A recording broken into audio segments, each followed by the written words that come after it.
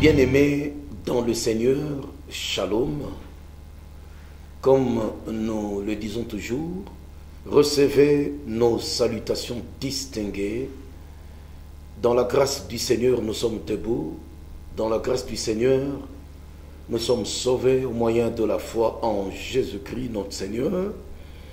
Et nous ne manquerons pas chaque jour de notre vie, chaque année, de pouvoir réfléchir, parler, penser, prier, adorer sur la passion de notre Seigneur Jésus-Christ, ce qu'il a connu comme souffrance pour nous, le grand travail ministériel qu'il a abattu, et en fin de compte, l'œuvre de la croix où tout était accompli, et la victoire finale sur la mort, le péché et le séjour des morts qui a été sanctionné par la résurrection puissante du roi de gloire, le sauveur de l'humanité, le Seigneur Jésus-Christ. À lui seul soit toute la gloire. Nous bénissons le Seigneur pour ce bon programme de votre chaîne préférée, Radio-Télévision Sangamalamou, qui concerne à ce que de temps en temps nous puissions nous retrouver autour de la table, devant la parole de Dieu, la Bible ouverte, afin de partager les différentes révélations qui sortent des Saintes Écritures, permettant aux chrétiens d'être édifiés et de savoir quel rôle qu'ils doivent jouer en tant que lumière de nation et comment ils doivent porter le message du salut, de la rédemption, de la résurrection du Seigneur Jésus-Christ à travers le monde. Que Dieu soit loué et qu'il vous bénisse encore. Bien-aimés, parlant de la célébration de la Pâque, il y a beaucoup de sous-thèmes, beaucoup de sujets qui en sortent très importants pour notre édification et croissance chrétienne. Le sous-thème qui m'a été confié parlant de la Pâque, il s'agit très bien d'une question qui touche à la préparation. Il est intitulé « Où veux-tu que nous la préparions ?» Dans ma version, nouvelle édition de Genève 1979, il est écrit « Où veux-tu que nous la préparions ?» C'est ça le sous-thème. Pendant le temps nous imparti, nous allons essayer de partager la pensée du Seigneur. Je vais lire trois passages rapidement. Luc chapitre 22, versets 7 à 13. Luc chapitre 14, versets 27 à 30. Et Exode chapitre 12, versets 8 à 12. Je suis dans la version Louis II, nouvelle édition de Genève. Luc chapitre 22, verset 7. Il est écrit ceci. Le jour des pains sans levain, où l'on devait immoler la Pâque, arriva.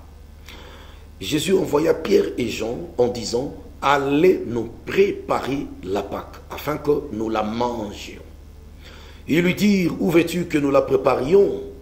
Il leur répondit, voici quand vous serez entrés dans la ville, vous rencontrerez un homme portant une cruche d'eau. Suivez-le dans la maison où il entrera. Et vous direz au maître de la maison, le maître te dit, où est le lieu où je mangerai la Pâque avec mes disciples? Et il vous montrera une grande chambre haute, meublée. C'est là que vous préparerez la Pâque. Ils partirent et trouvèrent les choses comme il leur avait dit. Et ils préparèrent la Pâque. Amen. Parlons d'Exode, chapitre 12, verset 8 à 12, parce que nous voulons aller au commencement. Verset 8 à 12, Exode 12. Cette même nuit, on en mangera la chair rôtie au feu. On la mangera avec des pains sans levain et des herbes amères. Vous ne les mangerez point à demi-cuit et bouilli dans l'eau, mais il sera rôti au feu avec la tête, les jambes et l'intérieur. Vous n'en laisserez rien jusqu'au matin, et s'il en reste quelque chose le matin, vous les brûlerez au feu. Quand vous les mangerez, vous aurez vos reins sains, vos souliers aux pieds et votre bâton à la main, et vous les mangerez à la hâte. C'est la Pâque de l'Éternel. Cette nuit-là, je passerai dans les pays d'Égypte et je frapperai tous les premiers-nés du pays d'Égypte, depuis les hommes jusqu'aux animaux.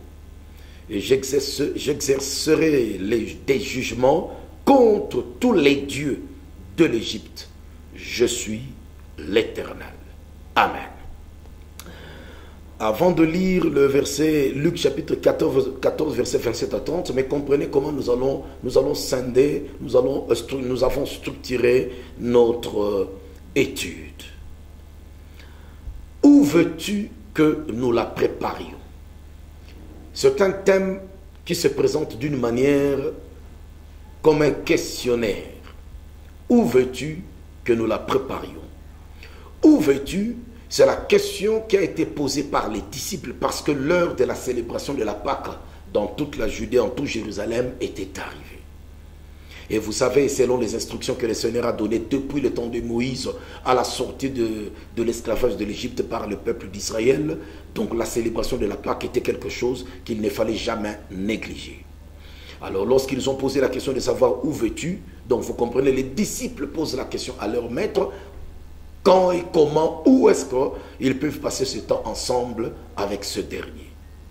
C'est une très bonne question. Où veux-tu? Quand j'entends parler de veux-tu, cela veut dire nous dépendons de ta volonté. Nous dépendons de ton orientation. Nous dépendons de ce que tu nous diras. Nous irons là où tu nous envoies. L'endroit qui nous sera indiqué, nous irons là-bas.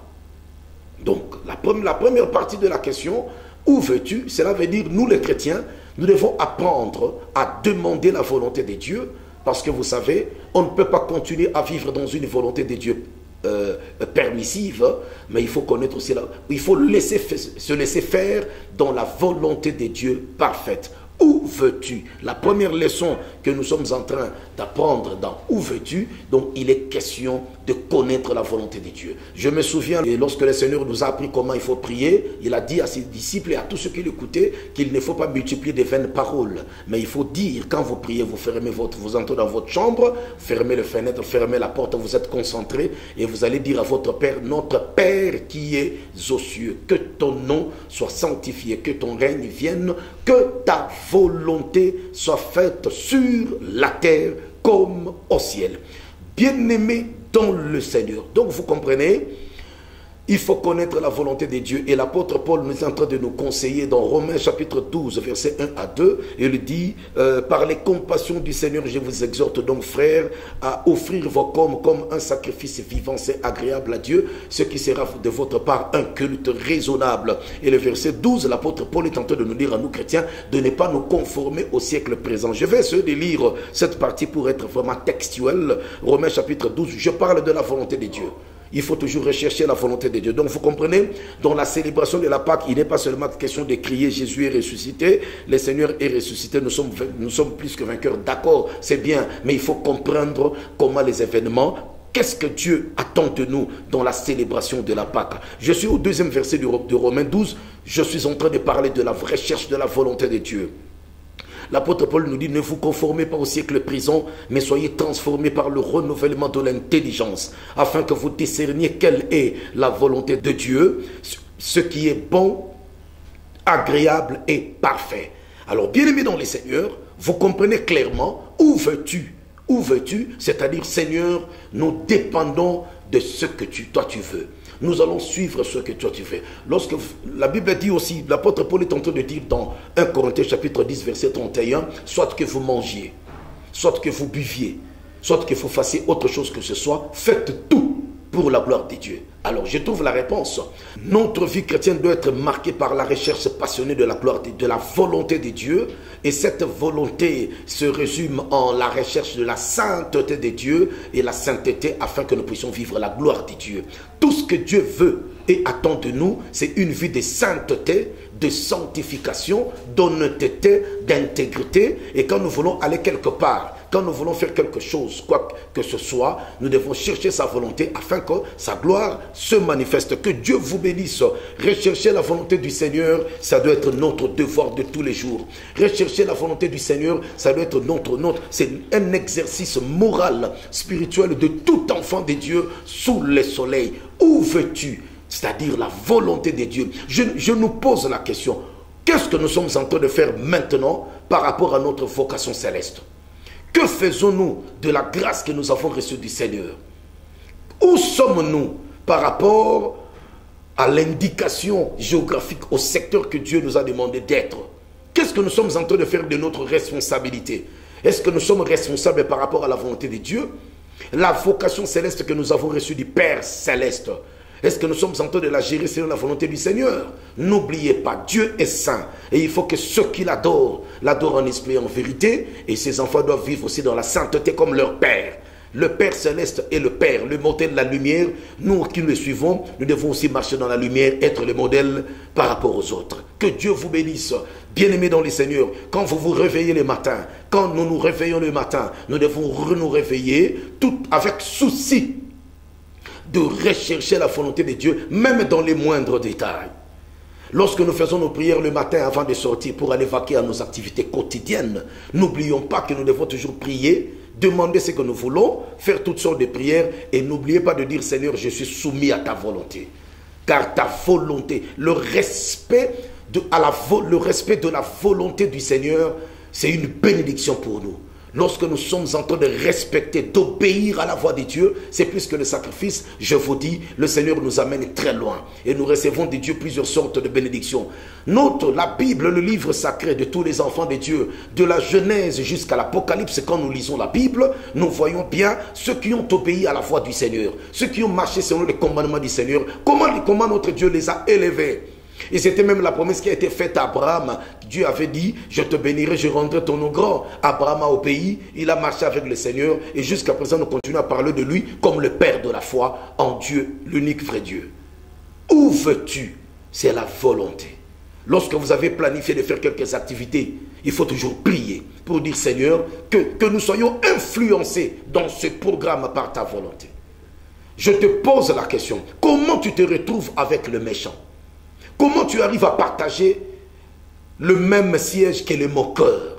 Enfant de Dieu, serviteur du Seigneur, comment vous arrivez à faire du n'importe quoi dans l'œuvre de Dieu? Est-ce que c'est vraiment la volonté du Seigneur? Est-ce que vous savez que même dans votre projet de mariage, il faut toujours chercher la volonté de Dieu? Nous sommes obligés parce que ce n'est plus nous qui vivons, mais c'est Christ qui vit en nous. Alors si nous disons, nous sommes les disciples du Seigneur, alors nous devons apprendre à écouter, à comprendre le langage de notre maître et à suivre ce qu'il nous recommande de faire. La Bible dit, lorsque vous lisez, lorsque vous commencez à méditer sur le psautier, c'est-à-dire le livre qui parle des psaumes, le psaume dans le premier chapitre, le psaume ne commence pas par dire « Louez le Seigneur ». Célébrez le Seigneur, bénissez le Seigneur. Non, le psaume ne commence pas par de telles paroles. Alors que, d'une manière générale, dans le psaume, nous retrouvons qu'il faut rendre gloire à Dieu, il faut le célébrer. Mais ce qui est étonnant, de la manière dont l'Esprit de Dieu a inspiré ceux qui ont rassemblé les livres sacrés, quand on parle du psaume, le tout premier livre commence par dire « Heureux tout homme qui ne marche pas selon les conseils des méchants. » Tout homme qui ne s'assoit pas avec le moqueur et qui ne partage pas la voie des pécheurs, mais qui trouve son plaisir dans la loi de l'Éternel, dans les commandements de Dieu. Il est comme un arbre planté près d'un courant d'eau.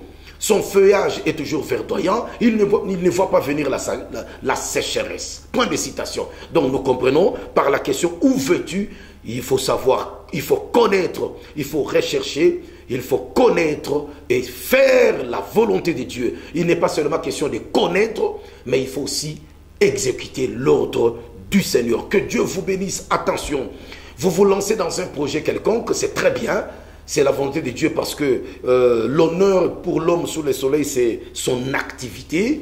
Béni soit le Seigneur. Mais dans cette activité, il faut savoir connaître qu'est-ce que Dieu veut dans ce que je suis en train de faire. Et quand vous êtes appelé à parler, il faut savoir qu'est-ce que je dois dire. Est-ce que les paroles que je suis en train de proclamer sont-elles des paroles à la gloire de Dieu ou bien c'est contre la volonté du Seigneur? Bien-aimé, je ne vois pas la vie chrétienne sur la terre sans la volonté de Dieu. Je ne vois pas une vie chrétienne réussir sur la terre. Je ne vois pas réussir je ne vous vois pas réussir votre mission sans la volonté, sans respecter la volonté de Dieu. C'est un devoir sacré à tous les chrétiens, quel que soit le lieu, de connaître la volonté de Dieu dans tous les milieux, que ce soit dans les milieux politiques, dans les milieux des affaires, dans les milieux religieux, dans les milieux professionnels, dans les milieux pédagogiques, quel que soit le milieu où nous nous trouvons, cherchons et appliquons la volonté de Dieu et nous verrons comment le Seigneur nous amènera très loin.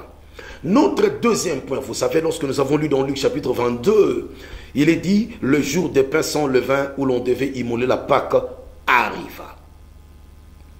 Jésus envoya Pierre et Jean en disant, allez nous préparer la Pâque. Ok, c'est le Seigneur Jésus qui leur avait dit, allez-y, préparez-nous la Pâque.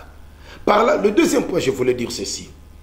Nous devons savoir que dans la vie, tout le monde ne peut pas faire toutes choses au même moment plutôt, à la même heure. Dans la vie, le Seigneur Jésus était entouré par rapport aux Saintes Écritures, le Seigneur Jésus était entouré de 12 disciples. Ok? 12 disciples. Mais pour préparer la Pâque, il en a envoyé 2. Pierre et Jean. Et les 10 autres étaient là, en train de regarder et d'attendre. Bien-aimés dans le Seigneur, dans l'église, tout le monde ne peut pas faire la même chose. Oui, à un moment donné, s'il faut chanter, nous tous nous chantons, c'est la même chose. Chacun est appelé à faire selon la vocation reçue de Dieu, selon les talents et les potentialités que le Seigneur a enfouis dans sa vie. Tout le monde ne peut pas être prédicateur. Pour préparer un grand événement, on doit s'organiser. Il faut se préparer. Il faut se préparer. Il y a des gens qui sont appelés à nous préparer les événements. Le Seigneur Jésus a envoyé Pierre et Jean. Donc les autres ne pouvaient pas faire la jalousie. Les autres ne pouvaient pas être envieux. Non. Parce que le Seigneur savait, il connaissait ce disciple selon leur potentialité. Il savait que si j'envoie Pierre et Jean, ils vont atteindre l'objectif en rapport avec ce qu'ils sont. Ne soyons pas jaloux des autres. Lorsque le Seigneur a élevé l'un de nous parmi nous, nous devons apprendre à le connaître, à l'aimer et apporter aussi nos efforts de soutien à lui afin que la réussite ne soit pas seulement individuelle, mais que la réussite soit collective. Donc l'apôtre Pierre et l'apôtre Jean étaient envoyés pour préparer. Donc ils devaient préparer un événement pour la réussite de tout le monde. Mais ce sont les 2 qui ont été envoyés. Il faut savoir dispatcher les tâches, les responsabilités, chacun selon son appel, selon ses capacités, parce que nous n'avons pas toujours la même grâce. Vous comprenez, c'est très important. Lorsque tel autre a été élevé en dignité, pour telle responsabilité, alors nous devons apprendre à nous incliner, parce que vous aussi, vous avez un autre rôle à jouer dans l'organisation, dans l'église, dans la famille. Si la jalousie prend place, si l'envie prend place, si la rancune prend place dans un ministère surtout, dans une église, dans une famille, c'est très dangereux. Ce sont des raisons pour lesquelles le Congo est en train de reculer. Parce que trop de problèmes de rancune, de jalousie, d'envie à gauche, à droite, qui engendrent le tribalisme, on ne peut pas avancer. Et ces choses, nous les retrouvons dans la vie quotidienne. Nous devons faire très attention. Donc ici, le Seigneur n'a choisi que Pierre et Jean. Alors toi aussi, tu as été choisi pour quelque chose. Concentre-toi sur ce que le Seigneur t'a demandé de faire, parce que ta réussite, c'est notre honneur, ta réussite, c'est notre joie, ta réussite, c'est la gloire de Dieu, et ta réussite, c'est le progrès de tout le ministère, c'est l'avancement de toute l'église. Donc que chacun soit là où Dieu l'a placé, que chacun fasse ce que Dieu veut qu'il puisse faire pour la gloire de Dieu et le bonheur de tout le monde. Gloire au Seigneur, que Dieu vous bénisse. Faites très attention dans les choix, faites très attention dans les décisions que vous devez prendre, et faites très attention dans la manière dont vous devez appliquer ce que Dieu vous demande de faire. Ça, c'est le deuxième point. Chacun à sa place, chacun doit jouer son rôle sans jalousie ni rancune. Troisième élément, ils ont posé la question, où veux-tu que nous la préparions? Nous la préparions, c'est-à-dire où est-ce qu'on va préparer la Pâque? Et le Seigneur leur a parlé prophétiquement. Et ils ont trouvé les choses telles que le Seigneur avait dit. Il fallait sortir, rencontrer quelqu'un qui avait la cruche d'eau sur la tête. Il entre dans une maison et eux aussi devaient rencontrer le maître de la maison et lui dire, le Seigneur a demandé où est le lieu qu'il doit préparer la Pâque. Et il vous indiquera. Ils ont trouvé les choses telles que Dieu, le Seigneur Jésus l'avait dit. Bien-aimés dans le Seigneur, nous devons faire confiance en la parole de Dieu. La parole de Dieu, c'est la vie. C'est une force. C'est une lumière. C'est une lampe. La parole du Seigneur, on ne peut pas discuter avec la parole de Dieu. Ce que Dieu veut, nous devons le vouloir. Ce que Dieu ne veut pas, nous devons l'éviter dans notre vie. Si nous voulons voir le Seigneur nous aider à réussir. Ils ont respecté la parole du Seigneur. Apprenons à respecter les principes, à respecter les recommandations du Seigneur telles qu'il nous les donne. C'est très important. Ils ont respecté et ils ont préparé. Ils ont préparé. Donc, j'aimerais terminer avec ce quatrième point, dont la méditation sur la célébration de la Pâque. Moi, j'ai reçu comme thème, sous-thème, où veux-tu que nous la préparions? Dans la vie, tout événement se prépare. Dans la vie, toute évolution se prépare. Dans la vie, même l'avenir se prépare. Le passé doit nous servir de leçon. Le présent doit nous aider à corriger les erreurs du passé afin de préparer un avenir meilleur dans tous les secteurs de la vie. Bien-aimés dans le Seigneur, chers enfants de Dieu, vous voyez comment le Seigneur Dieu, à l'époque de Moïse, lorsqu'il avait décidé de faire sortir Israël de l'esclavage de l'Égypte, comment il les a préparés à la célébration de la Pâque. Il fallait un agneau d'1 an, sans tache, mâle, qu'il faut sacrifier pour une famille. Ceux qui n'en avaient pas de moyens, ils pouvaient être ensemble. Avec cet agneau, il fallait prendre le sang pour mettre sur le linteau de vos portes de maison. Et vous devez manger cela à minuit. Et à minuit, la même nuit de la traversée, de la sortie, Dieu devait envoyer son ange pour appliquer ses jugements contre les dieux, l'idolâtrie de l'Égypte. Parce qu'il a dit, je suis l'Éternel. Tout se prépare. La préparation est importante dans la vie.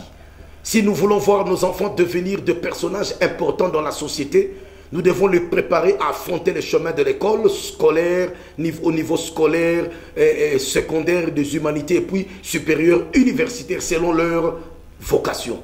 Il faut se préparer, éviter la négligence, éviter la procrastination. Il n'y a pas de victoire sans préparation. Il n'y a pas de réussite sans préparation. Il faut se préparer chacun à sa place. Et même si vous êtes à votre place, mettez en application les dons que Dieu vous a donnés. Soyons des bons dispensateurs des grâces que le Seigneur a enfouies en nous pour la gloire de l'Éternel. Donc Dieu, le Tout-Puissant, le libérateur d'Israël, il a préparé son peuple en Égypte pour la sortie définitive. Avec des herbes amères, vous comprenez, avec du pain sans levain. D'autres serviteurs de Dieu vont les expliquer clairement, mais moi je m'arrête seulement au niveau de la préparation. Et quand on se prépare, il faut se préparer avec objectivité, il faut se préparer avec sérieux et détermination, parce que vous connaissez là où vous allez. Les ennemis d'une bonne préparation, c'est la procrastination. Ce que tu peux faire aujourd'hui, tu le renvoies au lendemain. Ça se trouve dans la Bible. Ce que nous pouvons faire maintenant, faisons-le avec un cœur sincère et honnête. Il ne faut pas renvoyer au lendemain parce que le lendemain ne nous appartient pas. Je prends un langage entre guillemets. Et ce que nous récoltons dans les jours à venir, cela dépend de ce que nous avons sémé aujourd'hui. Oui, quelqu'un peut me dire, pasteur, j'ai sémé l'honnêteté, j'ai été intègre, je n'ai pas été voleur, j'étais dans la droiture, j'ai fait un grand travail, mais on ne reconnaît pas le travail, on reconnaît pas le travail que je fais, on m'a mis de côté. D'accord, ça arrive.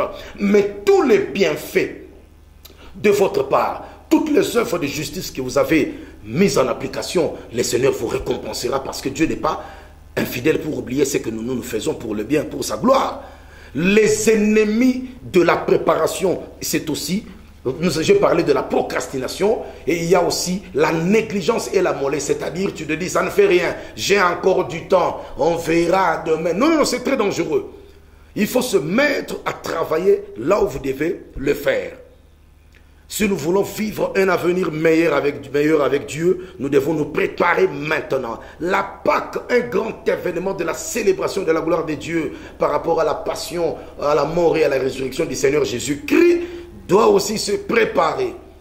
Genre, moi je suis dans la préparation. Je parle de la préparation. Il faut se préparer. Même lorsqu'il faut bâtir une maison, il faut se préparer. Luc chapitre 14, avant de vous donner la conclusion de notre message. Luc chapitre 14, versets 27 à 30. La Bible dit ceci. Et quiconque ne porte pas sa croix et ne me suit pas ne peut être mon disciple. Ok. Verset 28. Car lequel de vous, s'il veut bâtir une tour, ne s'assied d'abord pour calculer la dépense et voir s'il a de quoi la terminer, de peur qu'après avoir posé des fondements, il ne puisse l'achever et que tous ceux qui le verront ne se mettent à le railler en disant « Cet homme a commencé à bâtir et il n'a pu achever. » Point de citation. Donc vous comprenez, il faut s'asseoir, il faut étudier tous les éléments qui entrent dans la réalisation de votre rêve, dans la réalisation de votre projet. Il faut appeler tous ceux qui peuvent être là. Le Seigneur Jésus était tout puissant. Il peut aller directement dans la maison, de ce monsieur pour dire j'entre ici. Mais il a envoyé quelqu'un. En d'autres termes, il faut savoir déléguer le pouvoir.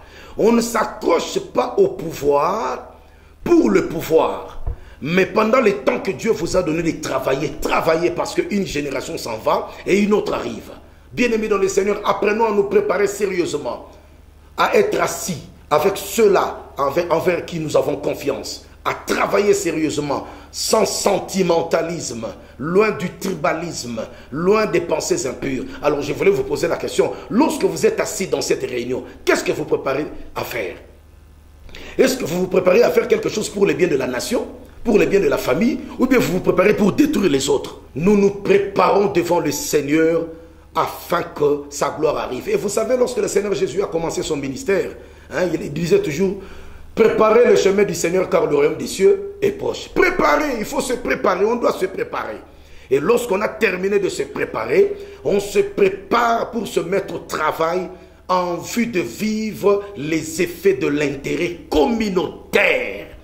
Pierre et Jean, voici ma conclusion dans l'étude sur la préparation. Pierre et Jean ont été envoyés pour préparer afin que tout le monde soit prêt à célébrer la Pâque. Bien-aimés dans le Seigneur, apprenons à travailler pour l'intérêt communautaire.